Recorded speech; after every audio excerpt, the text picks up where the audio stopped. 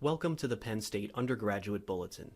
Through this module and several others, we'll help you to explore the various aspects of the Undergraduate Bulletin and learn how to best use the information provided. We'll also show you how to navigate the Bulletin so that you can find things both efficiently and effectively. The Bulletin is the official source of academic information for the university, so it's critical that you become used to referring to it for all of your academic information. Over the next several modules, we'll show you how to use various parts of the Bulletin. Let's start with a general overview. This is the home page for the Bulletin. Before we go any further, there are some critical pieces to point out. First, note the title. This is the Undergraduate Bulletin 2018 to 2019. When using the Bulletin, make sure that you are in Undergraduate Bulletin. There are also bulletins for the graduate school, both law schools and the medical school. The logos for each bulletin will have a different color to help differentiate. Also, please note the year listed, 2018-19. This is the bulletin for those students who are starting in the 2018 to 2019 school year. We'll discuss this more in a future module, but it's key that you use the proper bulletin to match with the starting year for a student. There are many ways to find information. The most obvious is to search. You can enter a major, minor, or certificate or a course into the search bar, then select what you're looking for, course, program, or everything, and then click Find.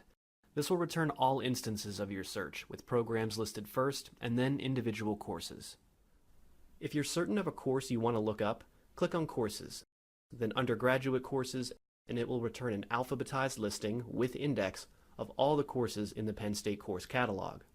This is a great way to find information if you know exactly what you are looking for. If you click on Programs, you'll be directed to a filterable search for all of the majors, minors, and certificates offered by Penn State.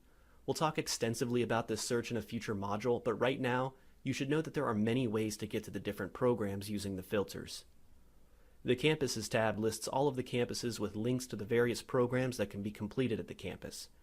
It is important to note that all of Penn State's programs can be started at one of the Commonwealth campuses and then completed either at University Park or another campus via a 2+2 arrangement. These listings solely contain those programs that can be completed at the respective campus selected.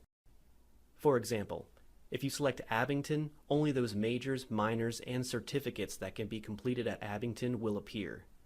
A similar process occurs if you click on colleges. When you select colleges, there will be a table of all of the colleges in the university. Clicking on a college will take you to an informational page for that college with a listing of departments, majors, minors and certificates, college procedures, and more. For example, clicking on Health and Human Development will show you information related to that particular college, from which you can choose what you want to research more.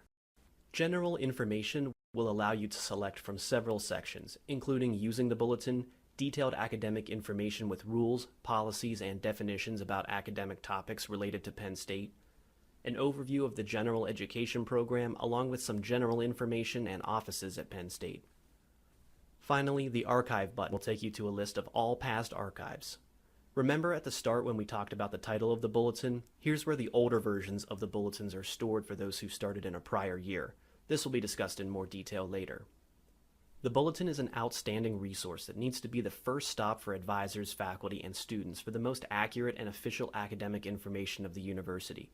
Make it a habit to turn to the Bulletin first.